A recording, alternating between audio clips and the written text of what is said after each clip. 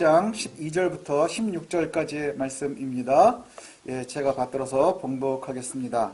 청하오니 당신의 종들을 열흘 동안 시험하여 채식을 주어 먹게 하고 물을 주어 마시게 한 후에 당신 앞에서 우리의 얼굴과 왕의 음식을 먹는 소년들의 얼굴을 비교하여 보아서 당신이 보는 대로 종들에게 행하게 하매 그가 그들의 말을 따라 열흘 동안 시험하더니 열흘 후에 그들의 얼굴이 더욱 아름답고 살이 더욱 윤택하여 왕의 음식을 먹는 다른 소년들보다 더 좋아 보인지라. 그리하여 감독하는 자가 그들에게 지정된 음식과 마실 포도주를 제하고 채식을 주니라. 아멘. 지난주에 이어서 다니엘의 이야기를 오늘 이번 주도 함께 살펴보도록 하겠습니다. 예루살렘이 멸망했고 성전은 다 망가져 버렸고 성전 안에 있었던 모든 하나님께 제사할 때 쓰이던 집기들은 바벨론의 신전으로 옮겨졌고 하나님을 섬기고 있었던 백성들은 바벨론의 포로로 끌려가는 그러한 시대를 맞이하게 되었습니다. 그럼에도 불구하고 하나님께서 다니엘과 그의 친구들과 동행하셨습니다. 이것이 우리에게 필요한 은혜입니다. 바벨론은 예루살렘을 멸망시켰지만 바벨론은 메데파사에 의해서 또 멸망당했습니다. 그러나 그 속에 있었던 고난 가운데 외줄타기 하듯 인생을 살고 있었던 다니엘과 그의 친구들은 변화하는 것이 없었어요. 하나님의 보호하심 아래에 있었다고 하는 것이지요. 여기서 우리는 세상의 모든 권력이나 상황은 바뀌지만 여호와 하나님의 보호하심은 바뀌지 않는다는 것 기억하셨으면 좋겠습니다. 하나님의 사람들을 향하시는 하나님의 보호하심과 그 은혜는 어떠한 상황이나 어떠한 나라나 어떠한 처지에서도 바뀌지 않는다는 것이지요. 하나님은 어느 곳에서든지 그를 찾는 이들을 위로하시고 그들과 함께 하시고 그들과 동행하십니다. 포로로 끌려온 소년들의 마음을 우리가 한번 생각을 할 필요가 있습니다. 얼마나 무서웠을까요? 젊은이들이, 어린아이들이 끌려와서는 나라도 잃어버렸고 부모들도 어떻게 되었는지 알 수 없고 이제 스스로 생존하는 것만 있고 오늘이 살고 있지만 내일 내가 살 수 있을까 하는 두려움 가운데 있었을 것 같아요. 심지어는 하나님까지도 패배한 것 같잖아요. 여호와께서 임재하시던 예루살렘은 망했고 그 다음에 예루살렘에 하나님의 집이라고 했었던 성전은 다 망가져 버렸어요. 그 하나님을 갖다가 지금도 다니엘과 그의 친구들은 잊지 못하고 있다는 거예요. 망한 신을 섬기는 것 지혜로운 건가요? 세상이 바뀌었는데 붙잡아야 될 줄이 바뀌었는데 지금도 따라가는 것이 옳은 것인가요? 이러한 질문은 지금 우리 그리스도인들도 동일하게 받고 있는 것입니다. 21세기인데 지금 과학이 얼마나 발전했는데 세상이 얼마나 달라졌는데 아직도 예수를 믿니? 아직도 너 교회 다니니? 사람들이 조롱 섞인 이야기들을 할 때가 있지요. 그때 여러분들은 어떻게 대답하시겠습니까? 망한 신을 잊지 못하는 소년들, 그들은 어리석은 것이겠습니까? 그들은 진짜 잘못 선택한 걸까요? 아니에요.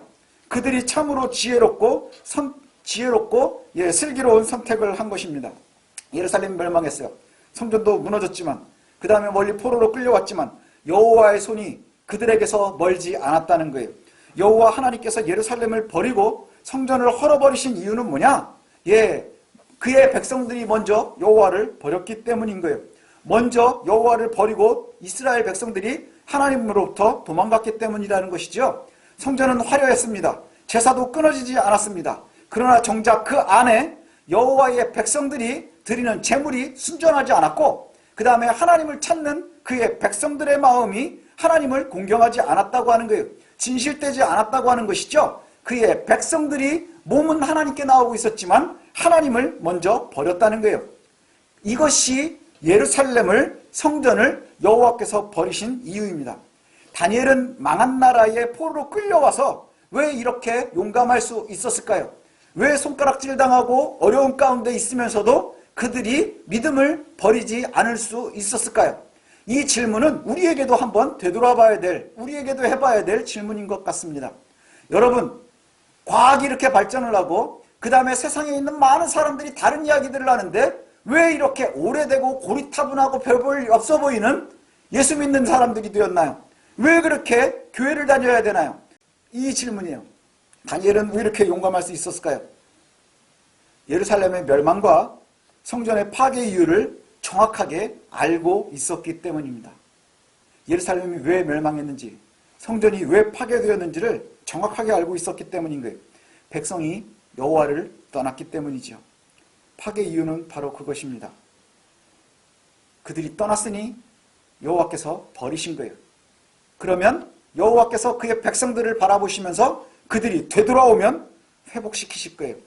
백성이 여호와를 떠났으니 이제 회개하고 되돌린다면 또한 버리신 이가 회복시키지 않겠습니까? 이것을 그가 알고 있었어요. 이미 예루살렘이 멸망할 때 예루살렘에는요, 눈물의 선지자가 있었습니다. 예레미야가 그렇게 이미 알려주고 있었습니다. 예레미야 25장에 보면 멸망할 것과 그 다음에 멸망의 이유와 그 다음에 회복하실 것까지도 다 알려주고 계시거든요. 예레미야 25장에 보면 이런 말씀이 나옵니다. 예레미야 25장 3절에 유다의 왕 아몬의 아들 요시야 왕 13째 해부터 오늘까지 23년 동안 여호와의 말씀이 내게 임했고 내가 너희에게 꾸준히 알려주었는데 너희가 순종하지 않았다. 이렇게 얘기를 해요. 내가 여호와의 말씀을 23년 동안이나 예레미야가 그렇게 하나님의 말씀을 받고 너희들에게 23년 동안이나 하나님의 말씀을 전했는데 너희들이 꾸준히 그 말씀을 들으면서 순종하지 않았다는 거예요.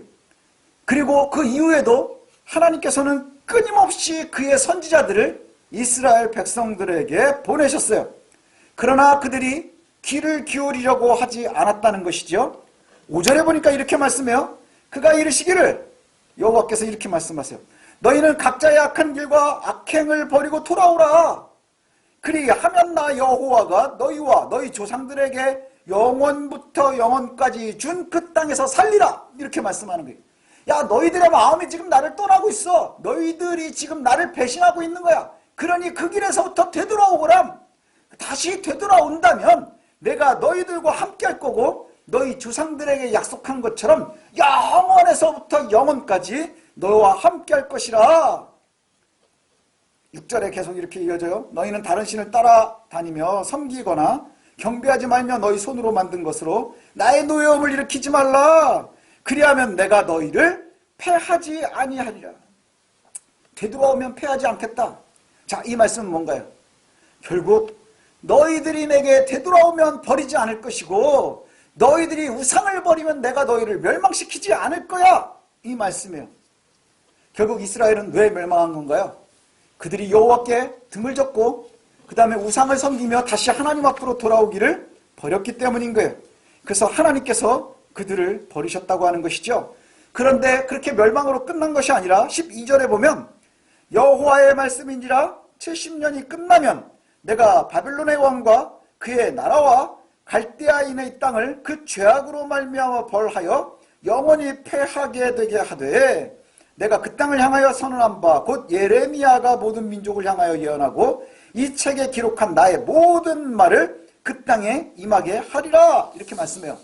회복에 대한 약속도 하고 계신다고 하는 것이죠. 한시적인 거예요. 너희들이 나를 떠났으니 내가 괴로움을 주겠지만 너희들이 나를 되돌리면 내가 너희를 다시 기억할 거야. 너희들이 우상을 숭배하고 있기 때문에 내가 너희를 패하고 멸망시키지만 그러나 되돌리면 내가 너희를 다시금 보듬어 줄 거야. 이것이 하나님의 약속이에요. 너희들이 이미 멸망을 했다 할지라도 다시 되돌리면 내가 받아줄 것이야. 이것이 예레미야를 통해서 해주신 말씀이에요. 다니엘은 이걸 놓치지 않고 있었던 것 같아요.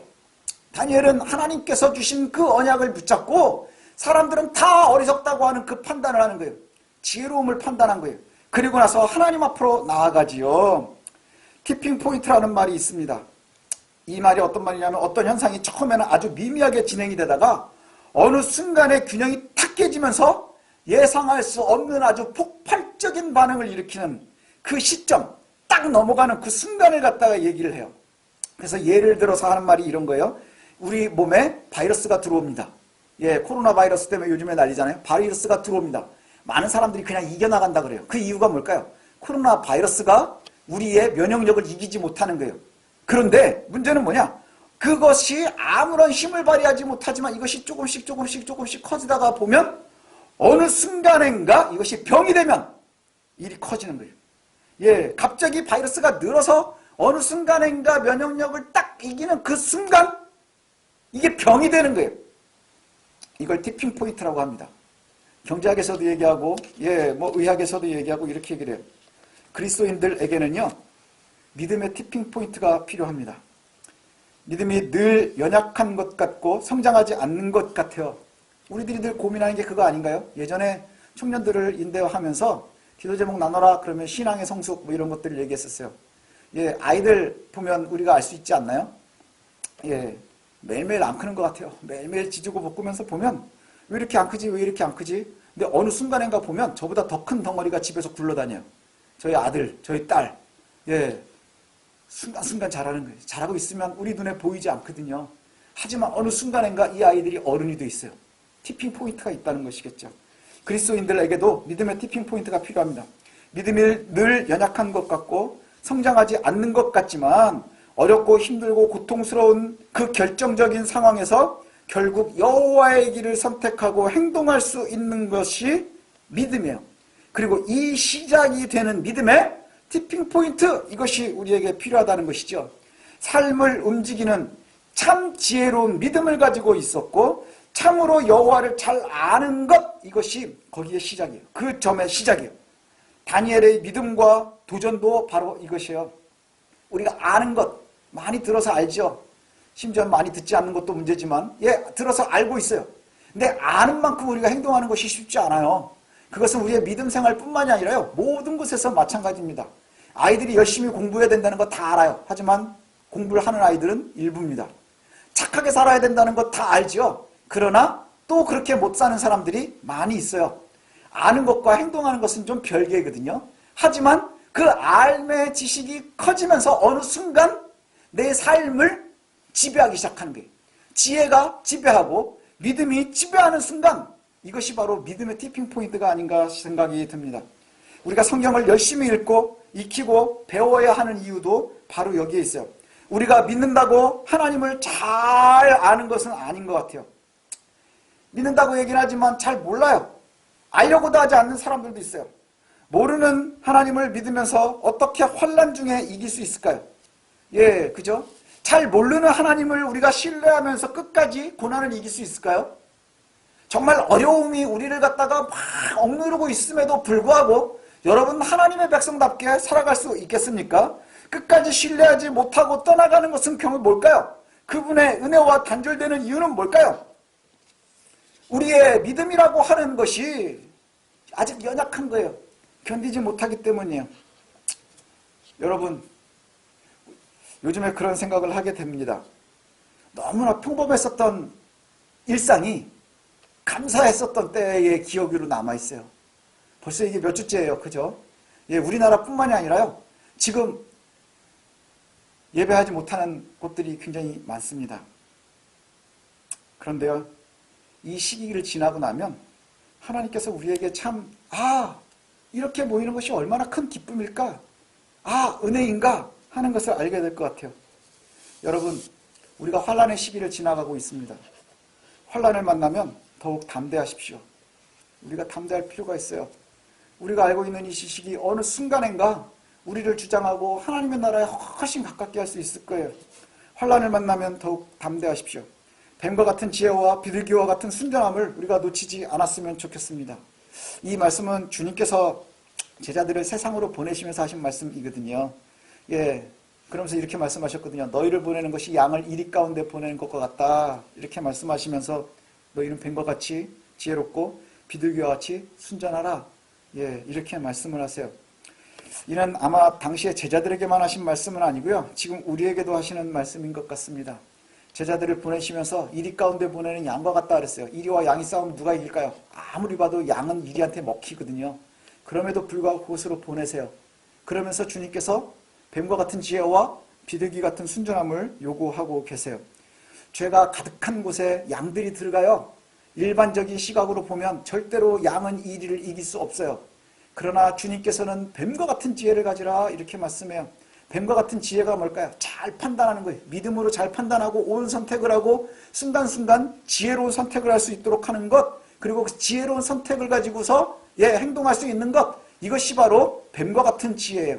그럼 비둘기와 같은 순전함은 뭘까요? 다른 것 생각하지 않은 거예요. 성경에서 순전함이라고 하는 단어가 가장 많이 쓰이는 것은 뭐냐 하면 구약의 제물을 바칠 때요, 하나님 앞에 가지고 나오는 제물들이 흠이 없는 것, 이것을 갖다가 순전하다 이렇게 표현을 하거든요. 그래서 제사장들도 순전해야 돼요.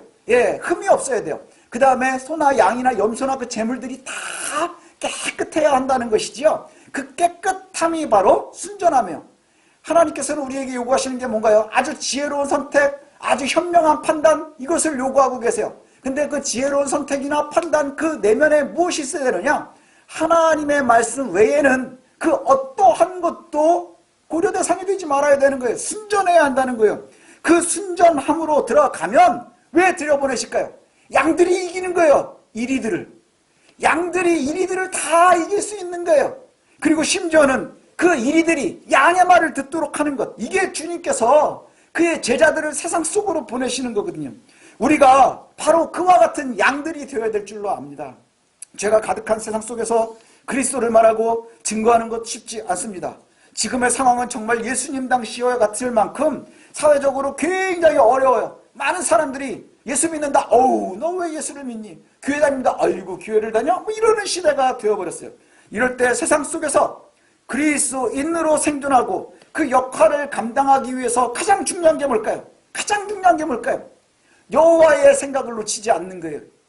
여호와의 판단을 우리가 가지고 있는 거예요. 여호와의 방법으로 생존하는 거예요. 공포에 휩싸여 있었던 소년들의 마음이 합쳐서 어려움을 이기기 위해서 노력하는 모습을 봐요. 공포와 불편함을 이기고 여호와 앞에서 정직하기 위해서 도전을 시작하는 모습을 봅니다. 우리가 지난주에 총리가 되었던 다니엘을 보지요. 그랬습니다. 그럼 이 다니엘, 그의 시작은 바로 여기에 있었던 거예요. 공포와 불편함을 이기고 여호와 앞에 정직하기를 원해서 시작한 그의 신앙의 여정의 도전, 이게 바로 티핑 포인트인 것 같아요. 여러분, 우리가 그와 같은 믿음을 가져야 될 줄로 압니다. 그와 같은 믿음으로 승리할 수 있는 우리가 되었으면 좋겠습니다. 이것이 지금 우리에게 필요한 일인 것 같아요. 이제 우리는 이전의 신앙생활이 아니라 새로운 도전의 시기에 놓여 있습니다. 새로운 시대를 지나가고 있는 것 같아요. 전 세계의 예배가 중단이 되어져 가고, 이러한 시기에 과연 우리는 어떻게 해야 될 것인가 잘 판단해 봤으면 좋겠습니다. 먼저 할 것은 다니엘이 홀로 있지 않고요. 그의 세 친구들과 함께 마음을 정했대요. 자, 여러분 주변에 보십시오. 징글징글한 아들이 있고 딸이 있고 아내가 있고 남편이 있습니다. 그렇죠? 여러분의 믿음의 동료입니다. 옆에 있습니다. 지금 함께 이 말씀을 함께 나누고 있는 이들이 믿음의 동료입니다. 그리고 또 장소는 다르지만 각자의 자리에서 예배하고 있는 이들이 믿음의 동료들입니다. 이들과 함께 지금 이 자리에서 한번 다짐했으면 좋겠습니다. 내가 죄와 악한 유혹에 타협하지 않고 믿음을 지키렵니다. 상황이나 여건이나 처지 때문에 흔들리지 않고 믿음을 한번 지켜보겠습니다. 순간순간 지혜를 주시고 지혜를 실행할 수 있는 용기를 주십시오. 믿음의 티핑포인트를 이룰 때까지, 믿음의 티핑포인트에 이를 때까지 지혜롭게 잘 견뎌낼 수 있게 하여 주옵소서. 우리가 그저 알고 있는 이것이 판단하는 것이 우리의 삶을 바꿔나갈 수 있는, 그래서 거침없이 흔들리지 않는 믿음으로 행동할 수 있는, 그리고 우리의 삶을 이끌어갈 수 있는 그 순간까지 우리가 잘 견뎌낼 수 있게 하여 주옵소서. 젊은 소년 다니엘이 그의 판단을 갖다가 용기 있게 행동으로 옮길 수 있는 그 순간에 이르는 것처럼 우리도 그와 같이 되게 하여 주옵소서. 비록 우리의 생활하는 곳이 바벨론처럼 어렵고 힘든 지금의 상황이지만 아주 편안하게 예배할 때에 함께 하셨던 그 하나님의 은혜가 동일하게 된다는 거예요. 우리에게 은혜 주시기를 지금도 바라고 계시는 그 주님의 은혜가 여러분의 가정 가운데 가득하시기를 소원합니다. 지금 우리에게 허락하신 이 상황 속에서도 이렇게 어렵지만 옹기종기 모여서 믿음을 지키기 위해서 노력하고 있는 여러분들의 믿음이 결단이 되게 하시고, 그리고 이것이 용기가 되게 하시고, 그리고 다시 모일 때에는 훨씬 더 성숙한 그리스도인으로 다시 모여서 승리하는 거예요. 하나님은 동일하시니까 어제나 오늘이나 영원토록 변화하지 않으시니까요. 우리가 믿는 하나님이 바로 그 하나님입니다. 그 하나님을 신뢰하고 승리하십시다. 그래서 오늘은 이렇게 기도했으면 좋겠습니다. 순간순간 지혜를 주시고 지혜를 실행할 수 있는 용기를 주십시오. 믿음의 티핑포인트에 이를 때까지 우리가 지혜롭게 잘 견디게 해주십시오. 비록 우리의 생활하는 곳이 바벨론처럼 힘들지만 그러나 우리가 예배할 때에 하나님 동일하게 임재해 주십시오. 우리가 지금도 하나님의 은혜 가운데 있게 하여 주십시오. 그리고 우리의 가정과 우리의 상황 속에 함께 하여 주십시오. 이렇게 함께 기도할 수 있었으면 좋겠습니다. 그리고 결단하고 용기 있게 승리하시는 저 여러분들 되시기를 소원합니다.